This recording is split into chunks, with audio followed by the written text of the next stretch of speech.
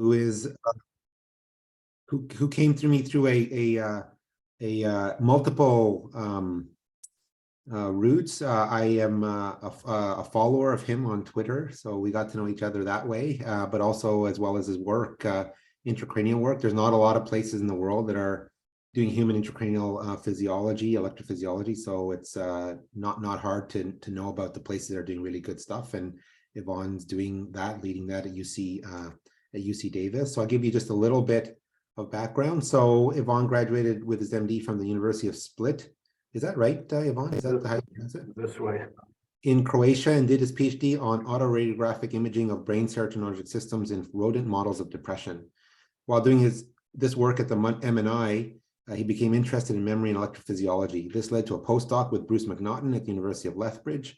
So he has strong Canadian roots, which is awesome, where he used tetrode recordings in rats to probe the hippocampal cortical interactions during wakefulness and sleep.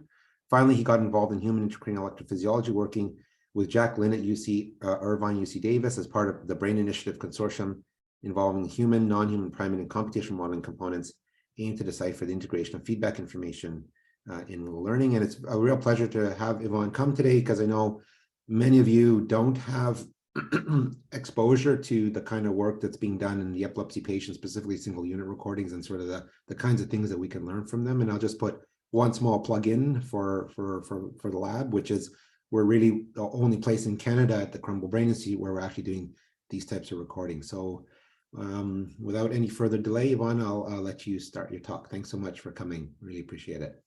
Thank you very much, Dr. Valiante, for the invitation, and thanks everybody for coming.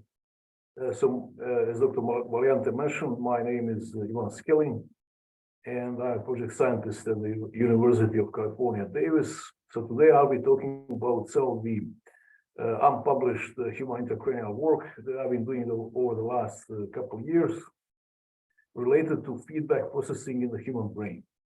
And if time permits, I also included some work on the brain dynamics surrounding the sharp wave ripples during sleep. And I know this is quite a broad audience, so if I'm using some jargon, or if at any point you don't understand some concepts that I'm talking about, just please feel free to interrupt me. So adaptive behavior is essential for survival, and the ability to integrate feedback information is critical for adaptive behavior. So, for example, children learn very early that certain actions result in a much better outcome than expected, and this leads to repeating the actions that led to such outcome, as you can see on this picture example. On the other hand, encountering the negative outcomes, such as touching the hot stove, could also form the lifelong memories, and several psychiatric disorders are characterized by impaired learning from either positive or negative forms of feedback. So therefore, understanding the neural mechanisms of feedback integration is critical for understanding the decision-making process, as well as it's a potential target for therapeutic interventions.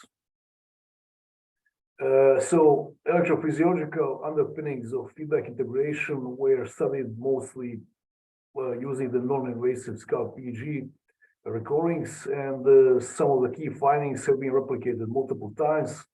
And the first, the so-called error-related negativity, or ERN, which is the difference in the modulation depth of the evoked potential over the frontal areas recorded by the scalp EEG. So the depth of this modulation is different depending whether the subjects were given correct or incorrect feedback following the choice that they made. And so based on the depth of this modulation, we can decode whether the correct or incorrect feedback was given. Or we can decode what kind of feedback the brain is currently processing. Another consistent finding has been the higher beta power, so somewhere in the 15 to 30 hertz range, following the positive feedback, although increase in beta seems to be involved in feedback processing regardless of the outcome. It's just higher beta power following the correct feedback compared to the following the incorrect or negative feedback. On the other hand, increase in data power, so somewhere between 3 and 7 hertz, is a consistent hallmark of negative feedback processing. And surprisingly, there are just a handful of intracranial studies in humans related to this topic that I'm aware of. Recently, suppression of orbitofrontal beta activity by the transcranial magnetic stimulation has been shown to reduce the OCD-like behaviors in healthy subjects. And this was interpreted as there is increased learning from positive feedback, and this might be potential mechanism underlying the OCD symptoms like compulsions and repetitive behaviors. So this finding also suggested the beta activity in the frontal lobe as a potential therapeutic target in disorders characterized by either too strong or too weak feedback-based learning. And also, in addition, very interesting experiment from Dr. Valiante's team has shown that the ability to volitionally control the activity of a single neuron in temporal lobe coincides with the spikes from that target neuron becoming phase locked to the alpha or beta activity in the temporal lobe. So my attempt to better understand the feedback utilization or processing was based on analyzing the intracranial single unit and EEG activity from the subjects undergoing the pre-surgical evaluation of epileptic foci, while the subjects were performing the adapted version of the Wisconsin card sorting task. And as probably some of you are familiar with, this is a classical task for evaluation of higher cognitive functions such as the working memory and the rule switching, and the ability to adapt the behavior based on the provided feedback following each choice on each trial is necessary in order to perform this task, which makes this task a good model for investigating the mechanisms underlying the feedback integration. I should mention that a very similar version of this task was also run on macaque monkeys in Beth Buffalo's lab in Seattle as part of the NIH Brain Initiative collaboration. And to briefly describe the task, so in each trial, the subject is presented with 12 features, which could be any of the 4 colors, 4 shapes, or 4 textures distributed across the 4 cards. And the subject has to figure out by trial and error which of the 12 possible features is currently correct and rule. So the structure of the trial goes like this, following the 300 milliseconds fixation. Subjects have 4 seconds to make the decision, and the feedback is provided immediately in the form of either correct or incorrect message displayed on the screen for 1.5 seconds, followed by 1 second blank screen in the trial interval. And whenever the rule is stably learned, which is defined as either 5 correct trials in a row or 8 out of 10 running average, the rule is switched and the subject has to go through the rule search process again. And each session is run for 200 trials on 2 consecutive days, so we can follow the performance change with training. So we record a single unit activity and intracranial EEG during this task performance using the Benke-Fried electrodes that I'm sure some of you are familiar with. So these electrodes contain the macro contacts spaced either 5 or 10 millimeters, which record the EEG activity, and the micro contacts sticking out from the tip, which record the local LFP, but also the single unit activity. So this MRI image shows the typical locations of the electrodes. So it's hippocampus, amygdala, OFC, and the cingulate. Although, of course, this differs between the patients, and sometimes we have unilateral, sometimes bilateral. On this picture here, you can see an example of well-isolated hippocampal single neuron, and there is some inclusion criteria for accepting these units as good enough quality for being involved in the study. So the inclusion criteria include a sufficient number of spikes during the hero session, sufficient firing rate, unit stability, because it's sufficient that the distance that the neuron moves relative to the tip of the microelectrode for maybe 30 microns, it might end up out of the reach of the microelectrode. So, and this might, if this is not controlled for by comparing the firing rates, for example, I'm doing comparing the first 20% of the trials with the last 20% of the trials, and this difference is too large. It's probably due to the neuronal drift, so the neuron moving away from the electrode. And this can happen for a variety of reasons. For example, the brain might be swelling, or the swelling might be receding, and so on. And another important criteria is this refractory period violation. So single neural, so neurons have the refractory period, which means it takes 2 or 3 milliseconds to recharge before they can fire another spike. And any spikes which are clustered within this particular neuronal cluster that happen with less than 3%, within less than 3 milliseconds of the other spikes, they are by definition contamination by activity of other neurons. And we want this contamination to be reasonably low so that we can talk about analyzing well-isolated single units rather than multi-unit activity. And multi-unit activity would be some kind of summation of activity of multiple neurons in the vicinity of the electrode. And overall, we found about 13% of single neurons to be significantly tuned to feedback. So the red line or red dots on the raster plot represent the spiking activity on the incorrect trial, and the blue line and the blue dots on the raster plot represent the spiking activity on the correct trials.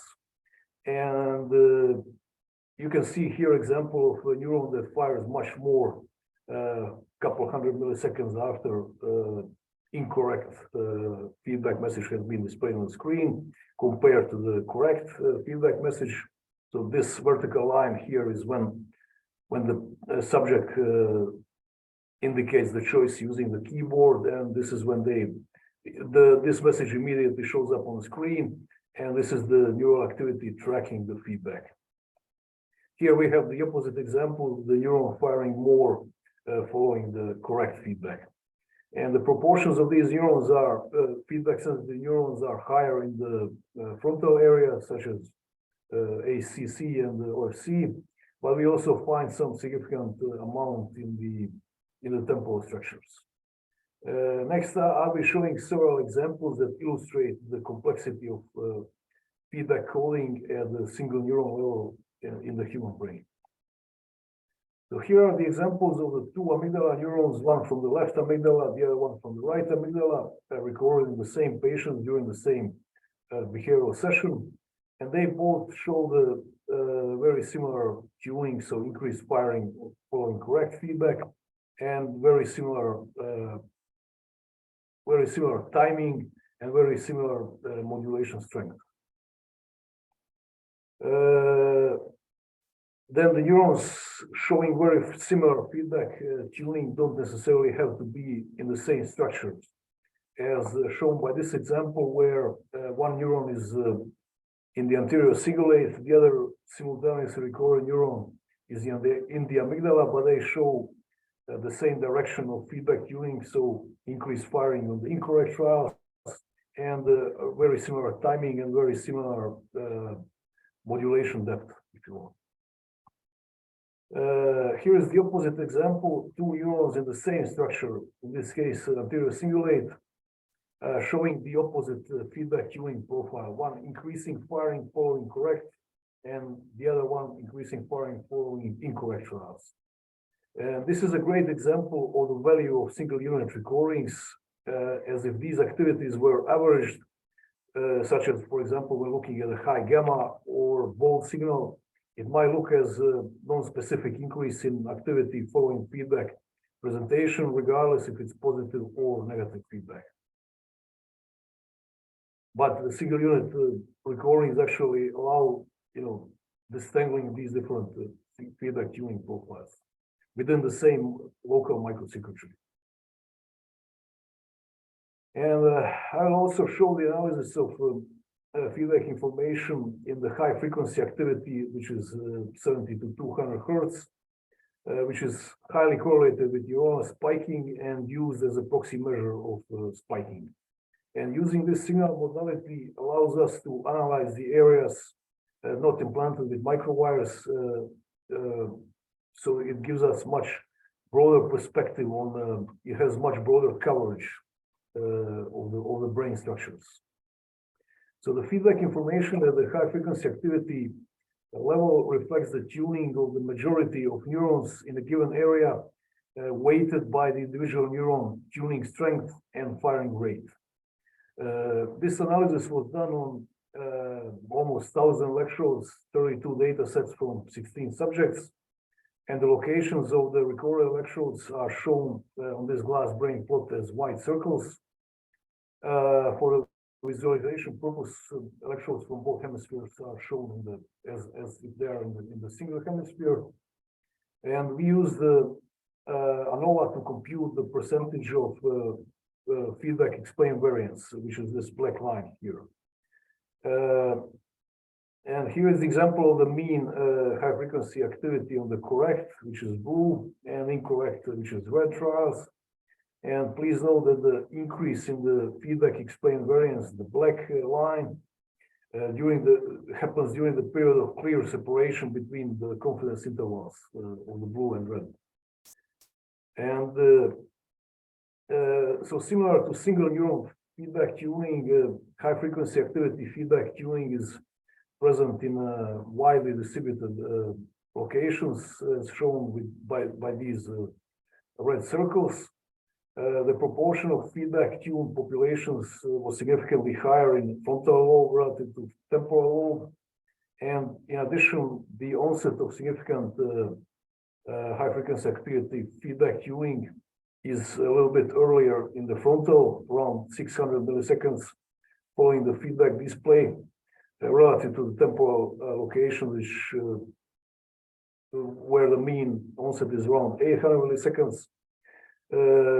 So this difference is significant, but I think it has to do with this fat tail in the onsets of the feedback tuning in the temporal areas, rather than reflecting some sequential activation between these regions.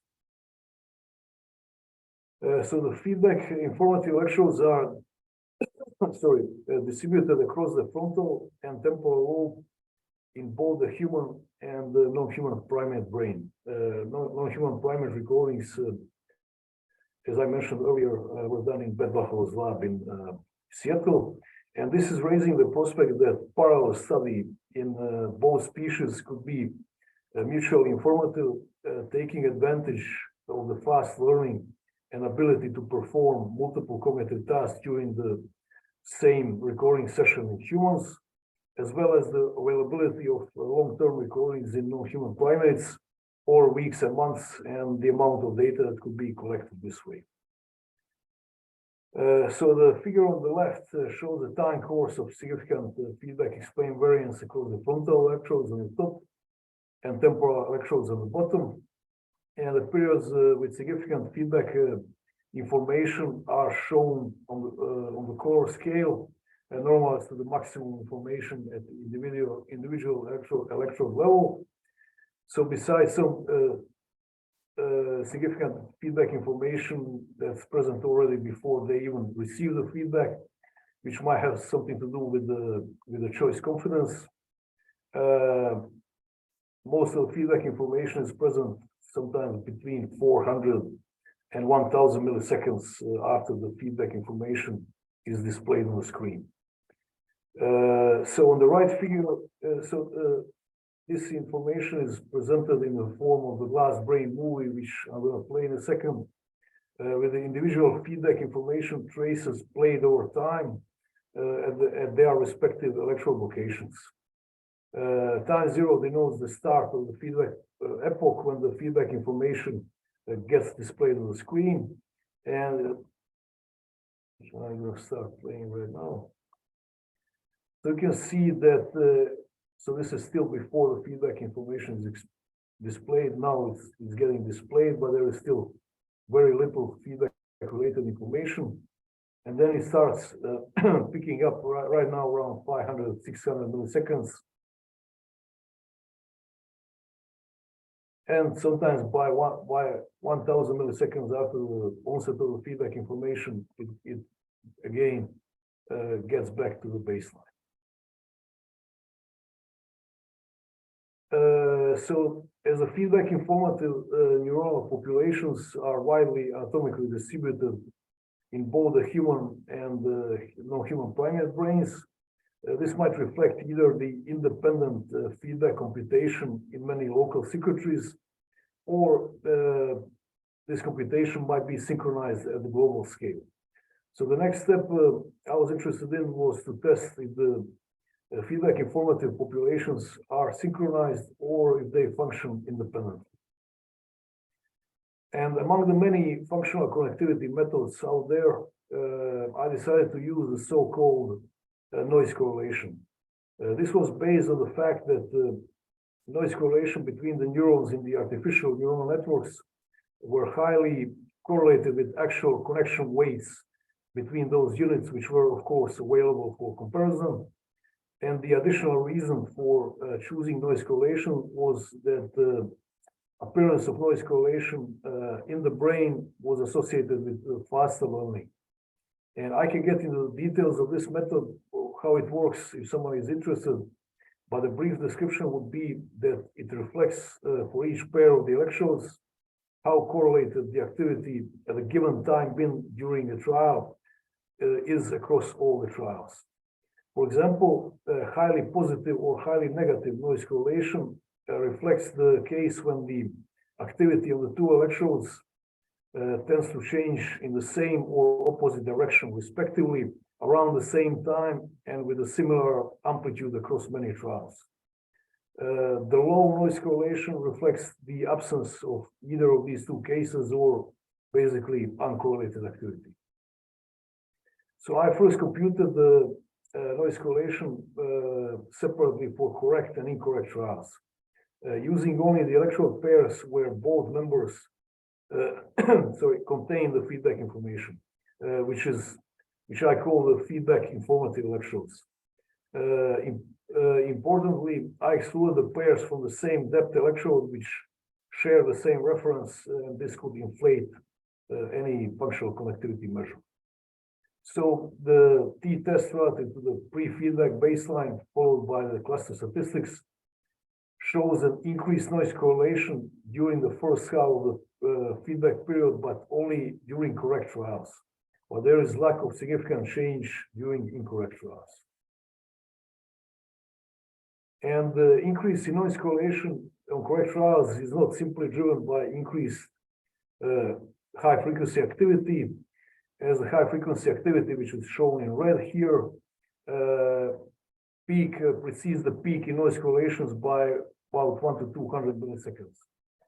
But interestingly, noise correlation peak, which is gray, coincides with the peak feedback explained variance, with the peak of feedback related information contained in this activity. This synchronous activity of feedback informative populations on the correct trials might suggest that the feedback information on correct trials has stronger influence on the downstream readers in the network. So to test if the high noise correlations on the correct trials are specific for feedback informative populations, I also computed the noise correlation for the pairs where one member is feedback informative and the other one is not. So that's shown here in the middle, which shows no significant change relative to baseline. And similarly, the noise correlations for the pairs where none of the members is feedback informative also doesn't change from baseline. That's shown here on the right. And this suggests that the functional relevance of the synchronization between the feedback informative populations, as the synchronization doesn't extend beyond this network, and so the feedback related information might be selectively amplified.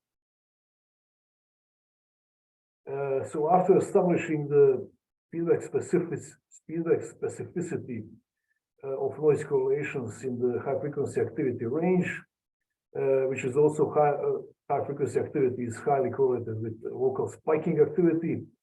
I aim to identify the low frequency oscillations that might be enabling this communication channel, that might be enabling this synchronization between the anatomically distributed neuronal populations. So to this end, I calculated the phase locking value between the pairs of feedback informative channels.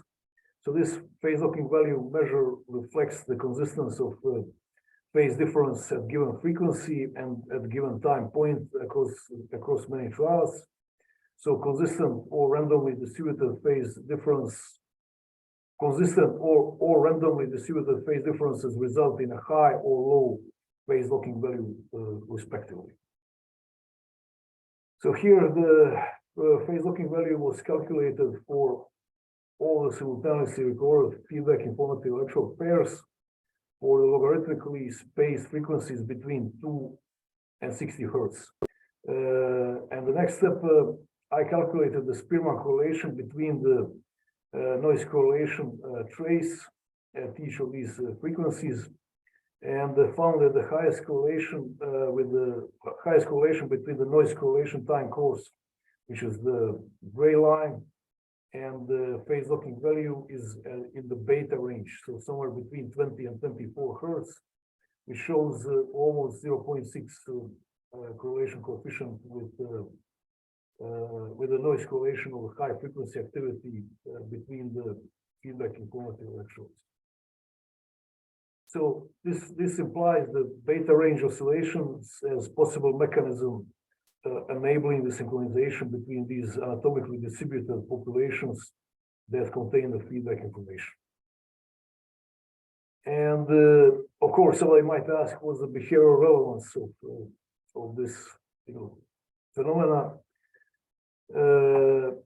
And the behavioral relevance might be the following. So the behavioral analysis of this same data done by Brian Kim and Vishwa Goldar from Xiaoxing Wang's lab has shown that both in humans and monkeys performing the Wisconsin car sorting task, both humans and monkeys were relying only on the information from correct trials, ignoring the information from the incorrect trials.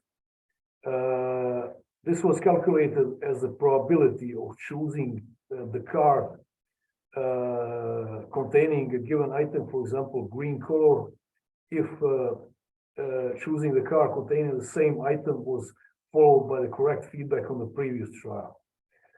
So this effect was above the chance level for up to 3 trials back.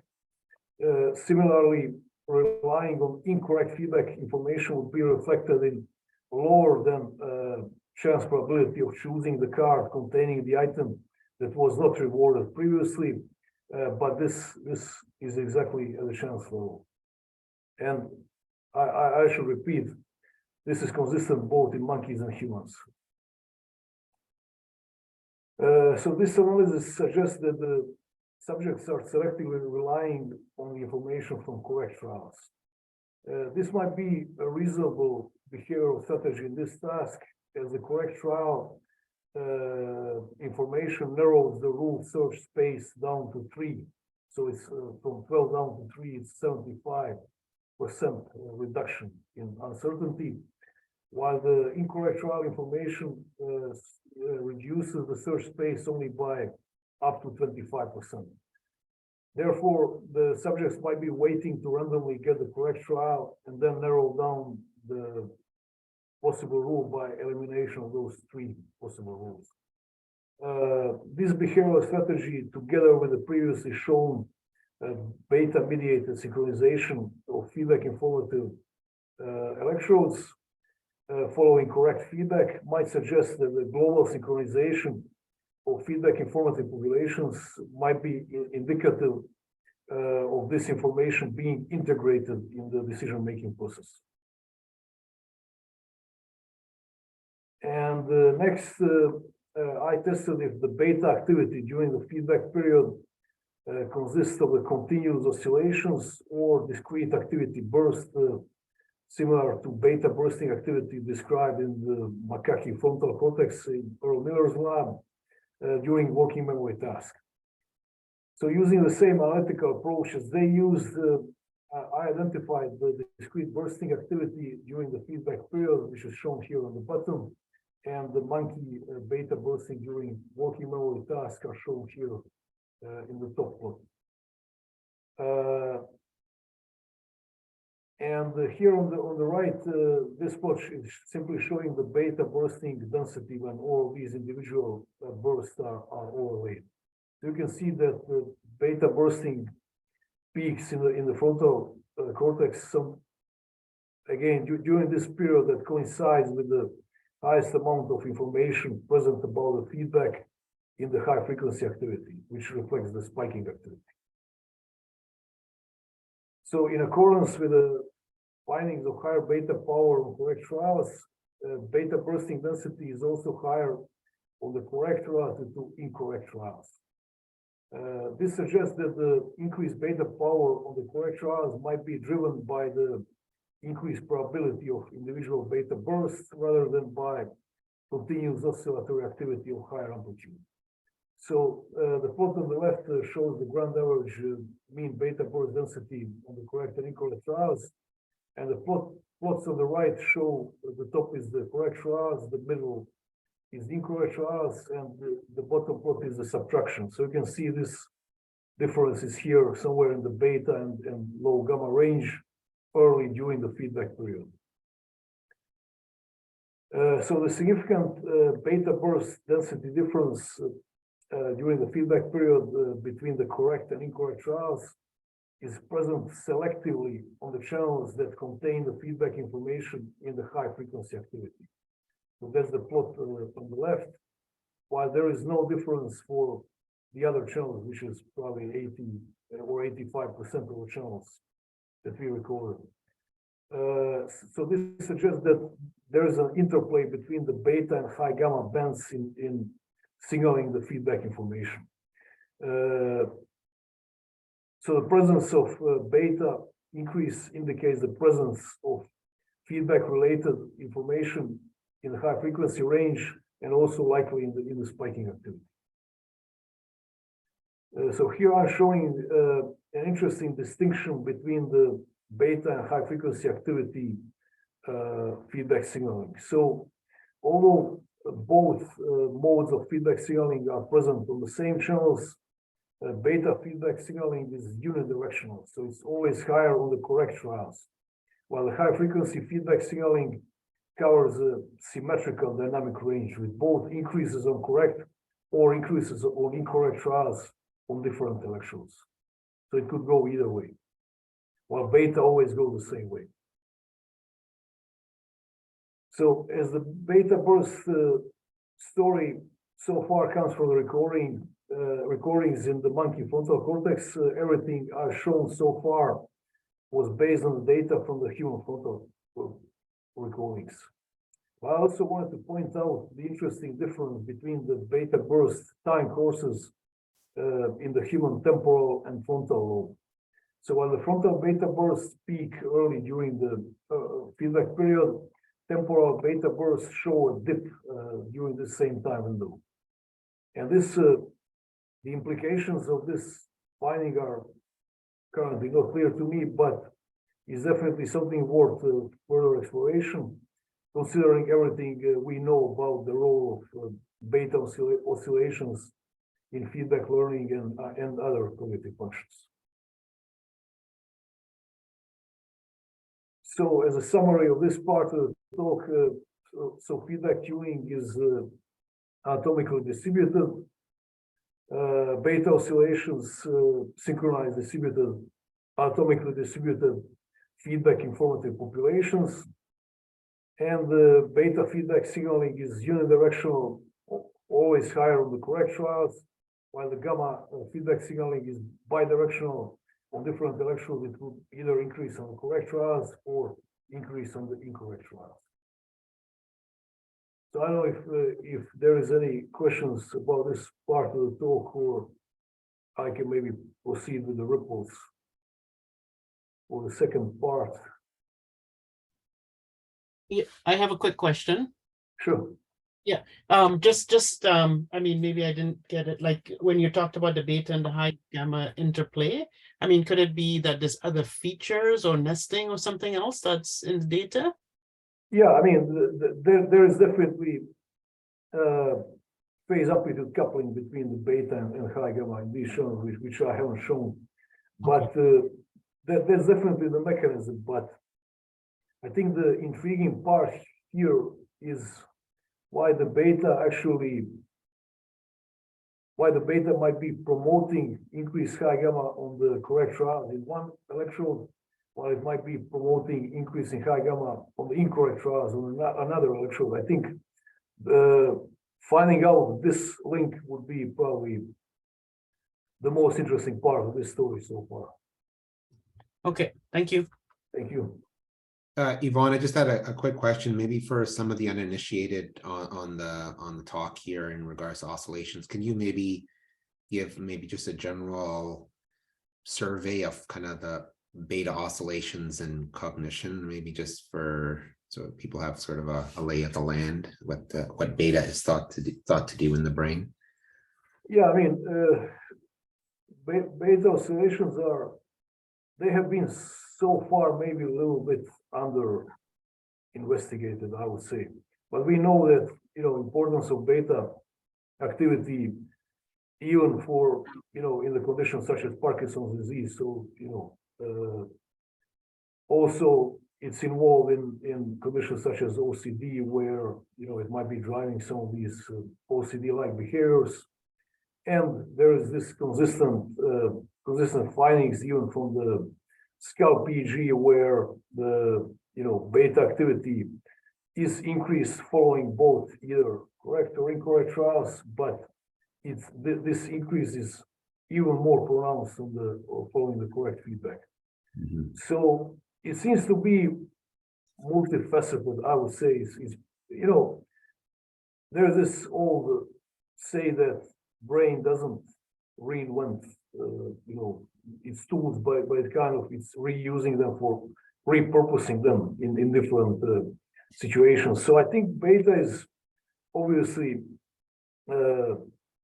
anatomically widespread, but also it's involved in different higher cognitive functions. And I think we are probably just starting with the intracranial recordings to kind of dig deeper into some kind of more, I would say, more in deeper understanding of what the beta actually does and why specifically beta, why this periodicity of around 20 or 30 hertz is convenient for certain functions, such as, for example, we know much more why the hippocampal theta is convenient for hippocampal functions. But I think that there is still many more questions than answers in this domain. Great. And maybe just one more, again, just a general question, again, for the people on the call, on the talk here, who may not be sort of initiated to human intracranial work. What do you think are some of the unique benefits of doing, these kinds of tasks in humans as compared to, monkey or whatever? And what are some of the challenges for this type of work? Yeah, so there is, I would say, both upsides and downsides. So the advantage of doing this kind of work in humans is that humans don't need extensive training. So, monkey needs to be trained for months in order to perform a certain task at good enough level, while humans can simply, run 3 or 4 or sometimes even more tasks per day in the OR. But on the other hand, the downside is that they learn some things too quickly, so we cannot really track the process of learning, as we can do in monkeys. On the other hand, I think obvious huge advantage in humans is they can self-report, so they can basically, provide any kind of subjective reports. They can report on what kind of strategy they use in given situation. They can be instructed to do much more sophisticated, tasks than the monkeys could. So, of course, the advantage of doing this in monkeys is that you can record for many months from the same animal, and while in humans we are limited to 1 week or 2 weeks that they spend in the EMU. The other advantage in monkeys is you can manually adjust the electrode position, so you can kind of chase for the neurons all the time. While in humans, we can only work with what we get once we turn the recording system on, and there is no way of improving the neuron yield after that point. Great. Yes, this is probably not the whole list, but I think these are the most salient points. Awesome. Thank you. Any other questions before you continue from people on the call?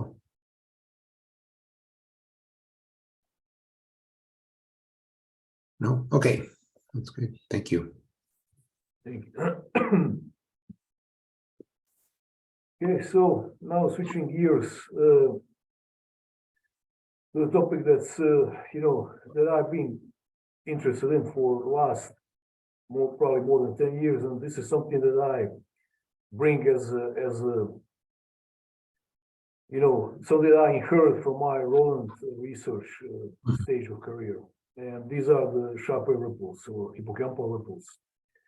So here I'll be presenting work that's been published in PNS 2 years ago, and I will introduce the importance of this topic for learning and memory in general by mentioning simply briefly that ripples are transient up to 100 milliseconds high frequency oscillations in the hippocampus that happen during wakefulness and no REM sleep. And the sleep ripples are windows of memory reactivation in the hippocampus in a time compressed manner. So, for example, the sequence of place cells that this rodent that were activated in the brain of this rodent while it's traversing the linear maze are being reactivated during sleep after this experience during sharp wave ripples. And this is presumably the mechanism how the ripples mediate the consolidation of this particular memory. And most of the ripple work so far comes from the rodents, and ripples are also time windows of simultaneous memory reactivation in the hippocampus and many cortical and subcortical structures, which suggests ripples as some kind of carrier of hippocampal cortical interactions during sleep, which results in wiring together of these distributed representations of the same episodic memories. So disruption of ripples by electrical stimulation triggered by a closed loop system was shown to impair the learning in rodents. On the other hand, optogenetic induction of ripples improved memory, as did the ripple trigger generation of the cortical slow waves. So therefore, one of the main questions related to memory consolidation is what's the effect of ripples on the rest of the brain? So one of the first attempts to answer this at the large scale level was the experiment by Nikos Logotitis group, where they managed to record ripples from anesthetied monkeys while simultaneously acquiring the bold signal in the MRI scanner. And this experiment has shown the widespread cortical activation and subcortical deactivation following the ripples. And in addition, rodent electrophysiological experiments trying to tackle this question usually include recordings from hippocampus and maybe one more cortical or subcortical region at a time. But we took advantage of a large number of extra hippocampal electrodes spread around the temporal and frontal lobe, sometimes in both hemispheres, to look at the large scale activity during ripples in the human brain with a millisecond resolution. And in addition, electrophysiological recordings allows us to analyze the oscillatory component. So we performed the overnight intracranial recordings from the hippocampus, amygdala, temporal and frontal cortices in 12 human subjects undergoing the pre-surgical localization of epileptic foci. And the high frequency activity that I mentioned earlier was used as an indirect measure of spiking activity during ripples. So the blue dots here represent the locations of the hippocampal electrodes, and the dots on these glass brain plots at the bottom show the locations of the extrahippocampal electrodes that were recorded in parallel with ripples. So before doing any ripple-based analysis, I had to distinguish ripples from the epileptic activities. Ripple detection algorithms were developed in rodents, and they didn't have this concern. So when applied in humans, they would typically result in a lot of false positive detections of the epileptic activity. So I spent time first optimizing the algorithm for detecting the epileptic activity and comparing it obviously with the human-based detection. So this plot on the bottom shows the 3 minutes of the EEG from the serial zone with the epileptic spike detected by trained neurologists highlighted in pink.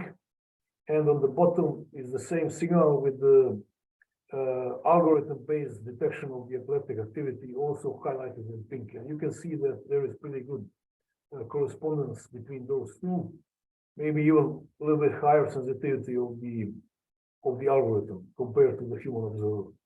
So after I was confident that I'm actually able to get rid of all the epileptic activity, then I proceeded with the ripple detection in the signal that was cleaned of the epileptic activity.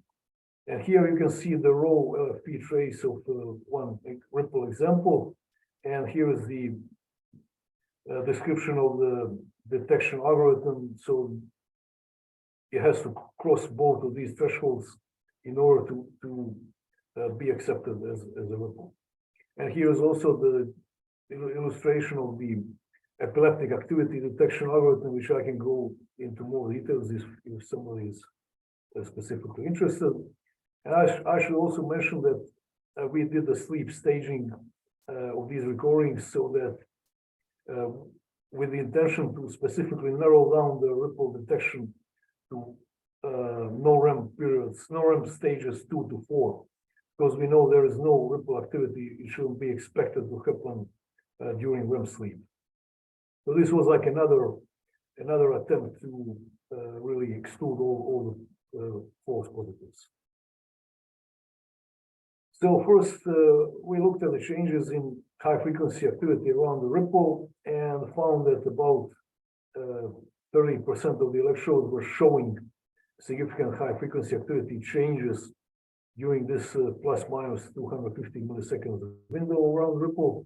And most of the significant changes were up modulations as expected and quite aligned with the fMRI study that I mentioned before, while there was a very tiny percentage of the down modulations.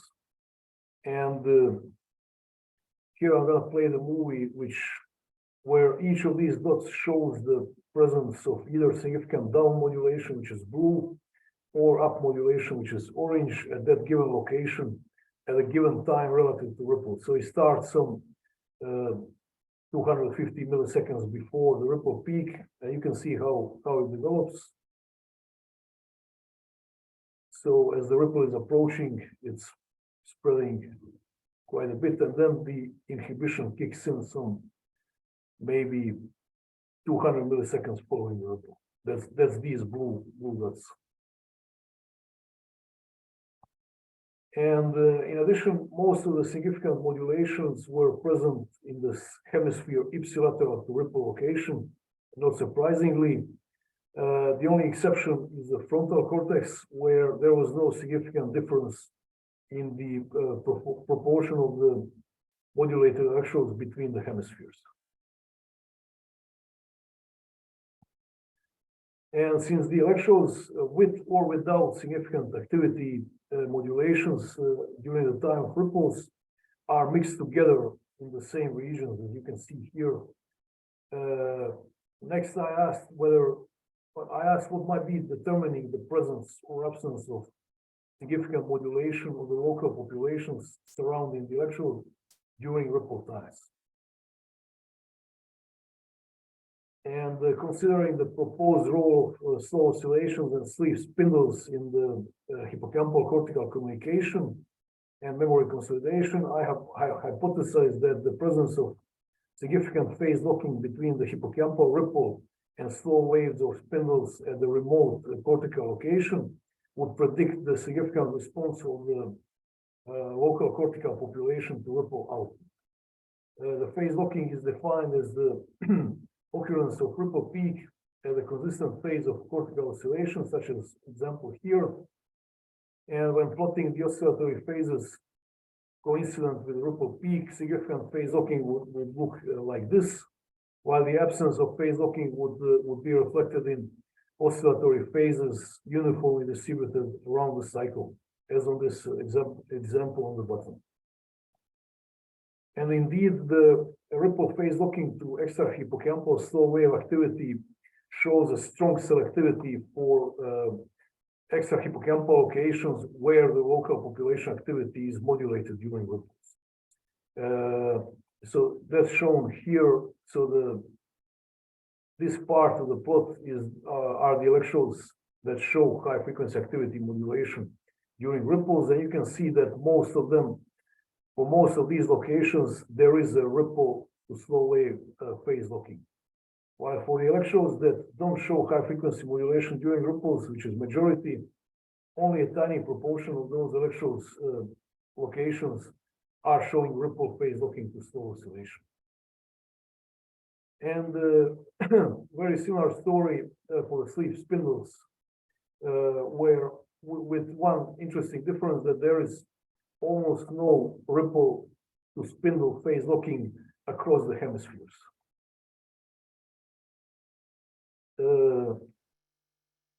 And I think this is going to be the last part. So everything I've shown so far was related to coupling between ripples and neuronal populations at individual, extra hippocampal locations. However, dominant theories of memory consolidation postulate that memories represented by distributed cortical populations become gradually independent from hippocampus through the formation of horizontal cortical connections between the neurons encoding different aspects of the same episodic memory. So this model predicts that multiple distributed cortical populations would co-activate during ripple windows, with ripples orchestrating this process based on the hippocampal index theory. I'm sorry. Related to these predictions, I hypothesized that the, sorry, just a second.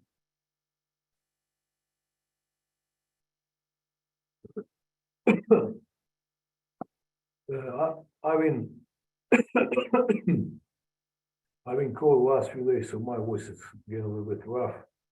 So related to these predictions, I hypothesized that the relative phase difference between the slow waves at different cortical locations during ripple windows would predict the presence of cortical coupling for the pair of electrodes or local neuronal populations, with the coupled electrodes thereby participating in global activity that might underlie ripple orchestrated co-activation of these distributed neuronal populations.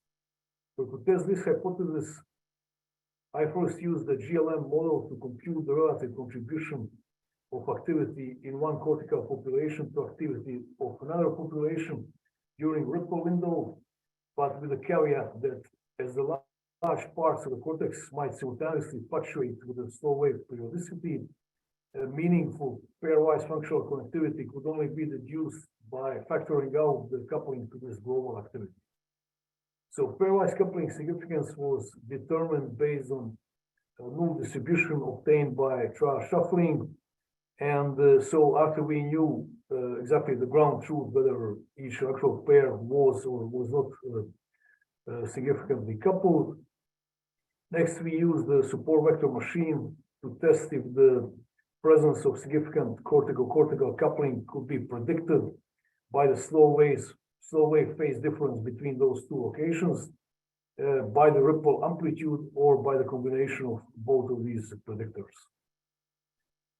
And indeed, in all the 4 subjects with electrode pairs eligible for this kind of analysis, we show higher than chance predictability of cortical coupling during ripples based on all 3 predictors, with the highest predicted power achieved by the combination of the slow wave phase difference and ripple amplitude.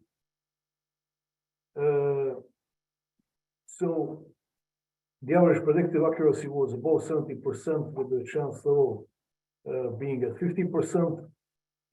And these results suggest that the characteristics of the local cortical slow waves, such as the phase, and hippocampal ripples, such as amplitude, are predictive of the coupling state between the distributed cortical populations, which could inform our understanding of hippocampal cortical dynamics underlying memory consolidation.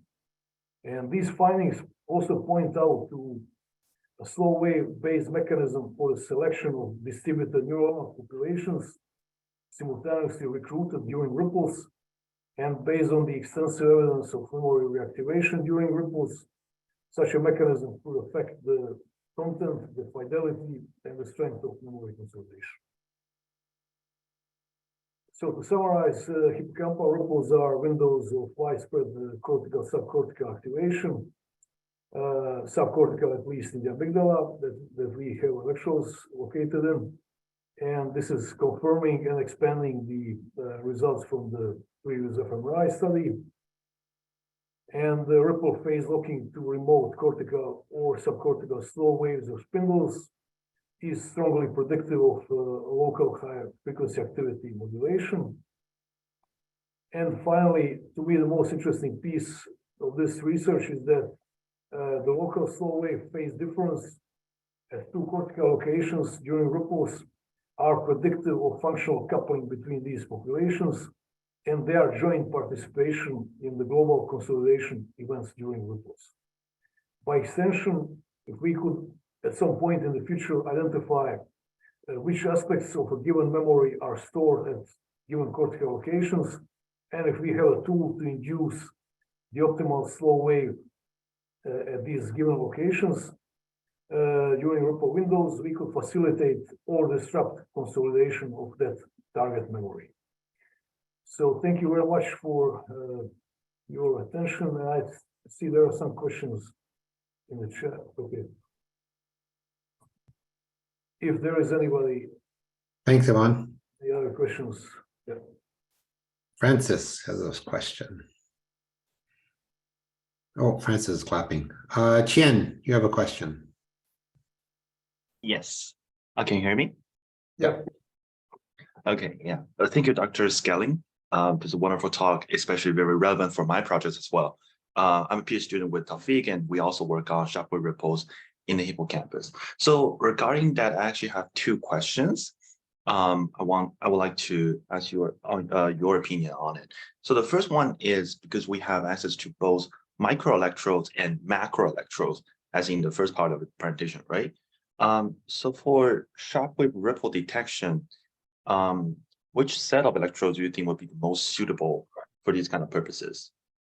Micro versus macro, I would say. So far, I've been only doing the ripple detection on macro electrodes, and the reason is that there is a large number of patients that have macro electrodes, because not all of our patients are actually implanted with micro electrodes. So, however, I think both might be theoretically useful for ripple detection. I think micro wires might be a little bit more susceptible to movement artifacts, though. So that might require a little bit more careful approach. But I think in principle, although I never looked for ripples in the microelectrodes, I think in principle, we might find them with a caveat that microelectrodes are usually referenced to one of the 8 wires in the same bundle. So it's a very, very localized activity. But I still think in principle, we might see some ripple activity there. But the advantage of detecting ripples on microwires is that we also have the local spiking activity at the same time. So that allows the kind of merging of these two modalities in the analysis. Yeah, totally. Thank you for the comment. And I am indeed very interested in your described algorithm of detecting whether a ripple is physiological versus pathological. We'd like to dig into more depth about it. Yeah, so I can maybe go back to this slide. I mean, I'll be very interested in what kind of metrics would help us distinguish between the two kinds of ripples. Is it the amplitude or frequency band or anything like that? Yeah, thank you. So, you know, these are here on the top right. These are some examples of the epileptic activity. And I'm talking just about this, you know, classical looking epileptic activity, which has these sharp spikes either pointing downwards or upwards. So the two main criteria for detecting these kinds of events is, first of all, the z-score, the amplitude, and second, the derivative. So how fast the voltage is changing. So a combination of these two factors has shown quite a, you know, reliable detection of epileptic activity. But I think it also requires a lot of close human input. And I should also mention that I've been using automatic algorithm only for overnight recordings, but any kind of, you know, task that lasts maybe 20 minutes, I just visually exclude the trials with epileptic activity. So I would say this algorithm is useful if you really have huge amount of data that you want to, you know, automatically process. But when you have short duration recordings, I think it's always more reliable to do it visually.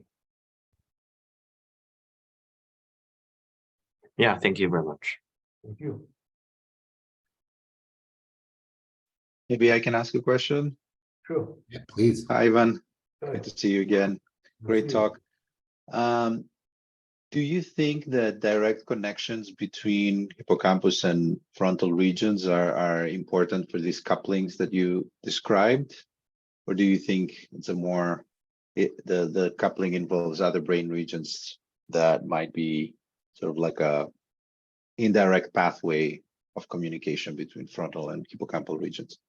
So I think probably the main determinant of coupling is the trajectory of the slow wave. And each individual slow wave has its specific trajectory. So there is this paper by Yuval Neer from like 10 years ago where, you know, first of all, they've been showing that in the human cortex, most of the slow waves are actually localized. So they don't really spread across the entire cortex. And we don't even know what might be determining this trajectory. It might be some kind of initial plasticity related changes during the experience that tag those particular locations that that basically attract the slow wave to, you know, visit those during those slow wave traveling waves, you know. So regarding the anatomical connections, you know, I don't have a good answer to that, but I think in any case, whatever factor determines the probability of slow wave visiting particular cortical population during given ripple is I think sufficient determinant, regardless of whether it's monosynaptic or more indirect connectivity. Thank you, Ivan. Thank you. Actually, Ivan, just following up on that question, is there a proclivity for the coupling to occur between hippocampus and more medial structures frontally, or is it really widely distributed in the frontal lobe? I probably didn't have enough electrodes to really, have enough statistical power to answer that question reliably. But what I know from, from the anatomical literature is that, and even going back to Rollins, dorsal and ventral hippocampus have different cortical projection targets. So the dorsal hippocampus, which is equivalent to posterior hippocampus in the humans, projects more to the more posterior, like retrosplenial region or posterior cingulate, while the ventral hippocampus or anterior hippocampus, they are more involved with the amygdala or C and more kind of anterior frontal region. So, again, I didn't have enough statistical power to segregate ripples into anterior and posterior ripples to really, have a big picture. Well, this will require probably 50 subjects, to have a really delineated picture whether, anterior hippocampal ripples have a different cortical signature, if you want, than the posterior ripples. But I agree, that's a very interesting question. I can tell you one kind of anecdotal piece of evidence. So I've seen electrode in the amygdala that would get upregulated, high frequency activity would increase following the anterior hippocampal ripple, but it would decrease following the posterior hippocampal ripple. So it was all in the same hemisphere. And so there might also be at some point competition between the ventral or anterior and posterior hippocampal output for the same competition for the same targets. So I think this is just kind of scratching the surface of this rich dynamics that could be explored. Cool, thanks. Any other questions from the group? Can I be next? Sure. Hi, Ivan. I'm nice talk. Thank you for that. I want to ask how long and stable your single unit activity recordings, and do they permit for cross-correlation based analysis of monosynaptic connections on local level? The first question, anecdotally, I've seen some units stable overnight, but that's pretty rare. I would say if they last for 2 hours so that we can, record 2 or 3 tasks and maybe even compare the tuning of the same units across the different tasks, that's a pretty good outcome. The second question, I don't think we have that large number of units in a single structure that we can draw some detailed or infer some detailed local circuitry dynamics. At some point in the future, we might have NeuroPixel or some other high density recordings with a large number of units in a small chunk of tissue that would really be a game changer in that sense. But I don't think we have that power at this point, at least in vivo. Yeah, just to follow up, do you see like decent percentage of interneurons in the recordings? I haven't, to be honest, I haven't characterized these units, based on that. So I see. Classical division between interneurons and pyramidal neurons based on the spiking activity is that interneurons fire at higher firing rates, and they have, I think, some little bit different bursting profile. But the short answer is I didn't look. So Thank you. thank you.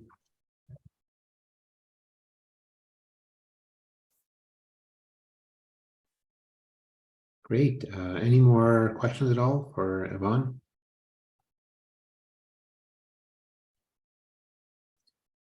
So I have one sort of general question. So Yvonne, you mean you've been at this for a while and in different species. Where do you think this is all going? Like what is the next big thing? Is it going to be, you know, more of the same? We're going to do these types of things, or where do you see this field going when it comes to the human stuff? So, you know, questions. There are usually in science long periods of incremental change, and then suddenly something happens and completely changes the picture. I personally hope that inclusion of these high density probes is gonna really change a lot, and especially combining the stimulation, because, you know, I think simulation is really interesting approach because it goes beyond just the correlative, you know, picture. It really gives us a tool to go a little bit further. And I know there's a long way in refining the simulation tools and protocols, and so far, you know, I think we are just at the beginning of that journey. But combining this with the machine learning methods and, you know, the ability to more reliably decode what is actually, you know, the brain activity representing, and so I think some kind of combination of progress in all of these three domains is going to result in some breakthrough at some point, but I'm not sure if it's going to happen within the next 5 years, but I think within the next 10 years, you know, we might see some non-linear progression. You know. Yeah, it's funny because I was at a Kavli meeting and a bunch of people there, you know, calcium imaging, electrophysiology, and I mean, as you know, so much of this field is about scaling up, right? Scaling up electrode contacts and resolution, et cetera, et cetera. And so one of the speakers came up, I think it was Andreas Tolias came up and it was giving his talk, and then he kind of asked the audience, he said, okay, so if you could record from 1,000 cells and now you can record from 10,000 cells, you know, what is it you would ask? And then nobody answered. And, you know, Bozaki was there. There's a lot of people there with it, you know, sure had, you know, thought about these things a lot. So it's a hard question. I mean, to know what, you know, what exactly scale is going to give us. Although I think we're seeing some of the neuropixel stuff is quite fascinating. Seeing what scale is providing. I don't know if we'll get there in the human, but I think it's exciting for various neurotechnologies. But maybe there's a computational side too that'll sort of drive the innovation on the scale side. Yeah, I would say probably that, you know, this technological progress went a little bit faster than really conceptual progress. And I think, you know, that's always the case. The tools are basically leading ahead, you know. Yep. And maybe we as a field are not prepared to, you know, these new possibilities, and it takes some time to catch up with the right questions to ask, you know, to get the most out of this tooling. But you know, I think we are in a good place, and being able to get this subjective report from humans, I think, is a huge advantage that, you know, obviously we don't get this in animals. And I think the creative ways of exploring that advantage are going to be maybe some of the main driver of the progress, you know. Yeah, for sure. Yeah. Sergey, your camera came back on. Do you have another question? Yeah, I was thinking about future directions, and correct me if I'm wrong, but vast majority, if not all, human recordings, single unit human recordings, are from incurable epileptic patients whose brain is already severely damaged and hypersynchronized. So I was thinking if you can imagine extension of single unit recordings to another types of patients. For example, deep brain stimulation is conducted on patients with multiple conditions. There is trauma, there is depression, there is Parkinson, and that already includes insertion of very big stimulation wires. Why not pair those stimulation wires with those high density probes, for example? What do you think? I mean, you know, as experimenter, we are always hungry for more data, but you know, at the same time, we are walking this fine line between, you know, keeping everything ethical, and you know, I think unfortunately there must be a good reason to do invasive procedures, right? And I cannot foresee any. I don't see it in the foreseeable future that we are going to put any kind of invasive devices in healthy population. You know? Mm-hmm. Maybe Elon Musk is going to find some, you know, volunteers for, but I wouldn't even think that those people who would volunteer to put the wires in their healthy brains are that healthy overall, you know. Yeah. So yeah, I mean, I think, well, this is the question about FDA as well, or maybe Canadian equivalent of the FDA. You know, for example, they allow usage of these tools such as RNS, and these are chronically implanted and so on. But the question is, can you have something that's usable for more than just the minimum diagnostic monitoring purposes? Is it ethical to put it in the brain or not? You know, so I don't know. I think it's always very fine line that we should always be very careful not to cross. You know. Yeah, I will actually, I agree. Sergey, I would direct you to a book. It's a really cool book called The Pleasure Shock. It's written about a guy named Robert Heath, who probably many of us never heard about, but now we understand more about his life, where he implanted hundreds of electrodes in various individuals with neuropsychiatric conditions, schizophrenia, you name it, depression, epilepsy, et cetera, et cetera. Now, there was some controversy around this individual, but it's interesting how his controversy has become reality, in the sense that there are some groups now that have these large group grants, these R01 grants, where they're implanting epilepsy-style implantations, where there's lots of depth electrodes, like you're doing an epilepsy investigation, in depression patients. So I mean, I agree with Yvonne. I think the question is, what can we do? What can one do ethically? And I was actually very surprised when I saw this study being done, because it kind of reminded me of Robert Heath. And I think if anybody has any interest in neuromodulation in the brain and the history behind it, I'd recommend that book called The Pleasure Shock. But you don't know. I mean, as societal norms change, as scientific interests drive changes in access to the human brain, one never knows. And so I think, I was super surprised to see these depression patients getting basically epilepsy style implantations. I would have never imagined in this day and age for that to happen, but it's happening. So, and I think the problem with DBS, though, with deep brain stimulation, is there's a very, very small region of the brain that you record from, whereas epilepsy, you get a pretty large, relatively large access to the human brain, probably unprecedented.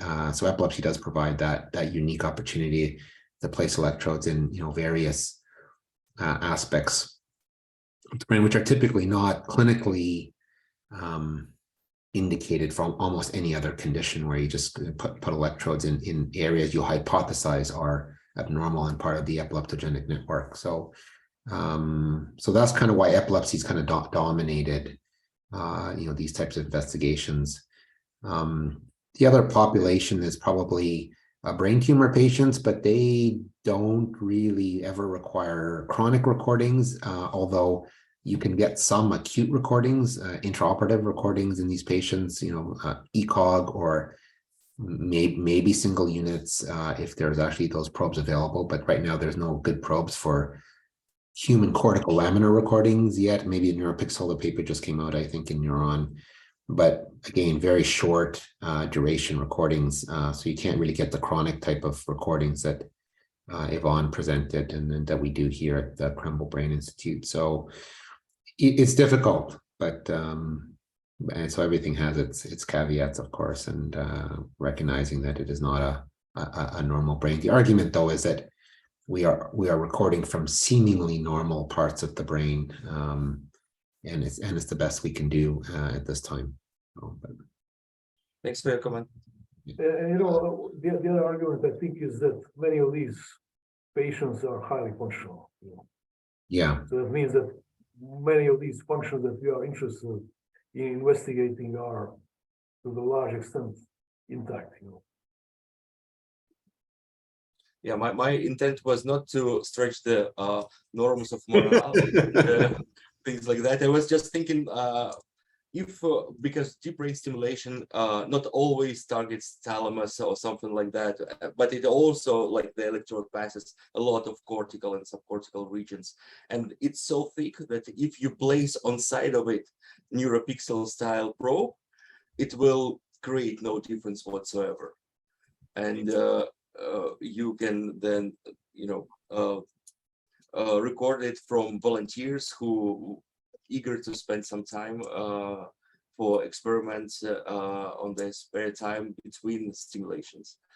Yeah, so I'll just comment on that. So from a neurotech point of view, AdTech is a commercial company that makes the Benke-Fried electrodes, which I use and which I'm sure Yvonne has experience with, where the electrodes are deployed, the microwaves are deployed from the tip of the electrode. So it goes into brain that's not being injured by the electrode. AdTech did have an electrode where the electrodes came off the side of the shank. Mm-hmm. The problem there is that the electrodes passing through the brain and damaging the brain, and then now the electrodes are sitting beside damaged brain. So they never really worked very well. These large caliber electrodes with electrodes that protrude off the side actually don't work great, because you may get, you probably don't get any units. You maybe get a few, but then they disappear. Mm-hmm. So it sounds interesting, and people are trying to develop those kind of technologies.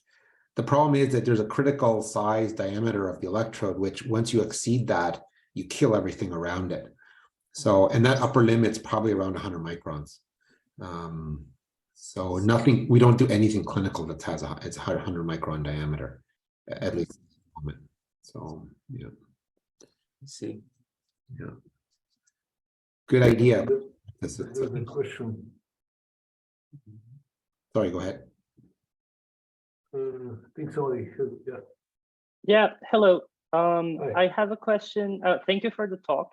It was very informative.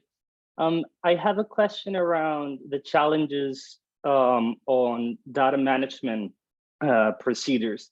So in my experience in working with IEG recordings, I found that just on the web, there's a large and vast heterogeneity on the data, right? I mean, not only on number of people, but also on the number of electrodes, the labeling, the clinical annotation. So there doesn't seem to be a clear consensus around that.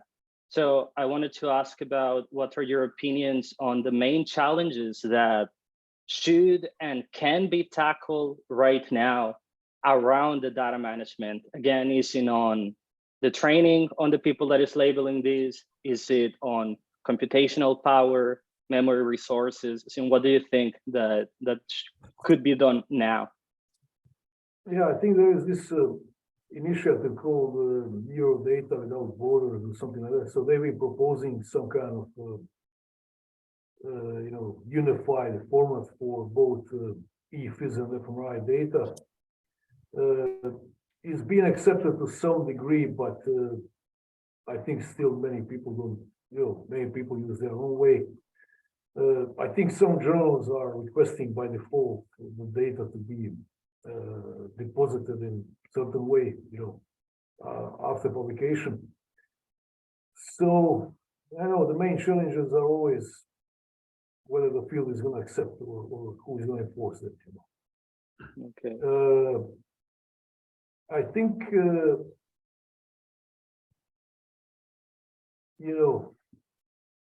it's a very heterogeneous situation right now. So each lab that I know about, they have their own way of storing the data, organizing the data. We are currently keeping the data on the Amazon cloud and also doing some computation there. And how has been your experience with the Amazon cloud for processing this type of data? Well, I mean, it's been great. The only downside is, they charge you if you download the data, so it's kind of, you can check in, but it's kind of hard to check out. That's how all these big storage platforms. That's their business model. So, but in the terms of ease of access, in terms of not worrying that the server is going to die and we are going to lose the data, that provides a lot of advantage. I would say one thing nobody should do is to keep the data on their local server in the lab and nowhere else. That's a big danger. I'll also say everything starts from very early on in the process, from documenting everything that you are doing. Because many times, people come across some data set collected by some person who left the lab 5 years ago who is not available anymore, and then there is a huge detective work involved in, being able to possibly use that data by somebody else. Yeah. So I think implementing that whole mind frame of documenting, sufficiently everything that we are doing, I think is probably the best approach that doesn't even depend on what is accepted on the large scale or what is not accepted. So you are doing it for yourself, for your future self, for your collaborators, and eventually when you publish the data, if you've been doing it that way all along, it's very easy to put it in the online repository in organized way. If you've been following this practice along the way, then if you have to scramble in the last moment, then Yeah, I love the answer. Thank you very much. Thank you. Great. Well, that's perfect timing. That brings us right to 11. I think there was a question from Frances about interviews, so she was asking whether where I'm planning to identify interneurons. Not at this point, but obviously that's a question that's always hanging in there. So sooner or later I'm going to run into that. So yeah. Great, thank you. Thank you. Great. Well, thank you very much, Yvonne, for that. A lot Thank of you. questions. Thanks, Francis, for creating this opportunity through the KCN Hub. And thanks for those who came through CPIN. So hope everybody has a great day, and thanks a lot. Okay. Thank you. Thank you, Yvonne, and thanks, Taufik. Bye-bye. Thanks. Okay, bye-bye. Bye.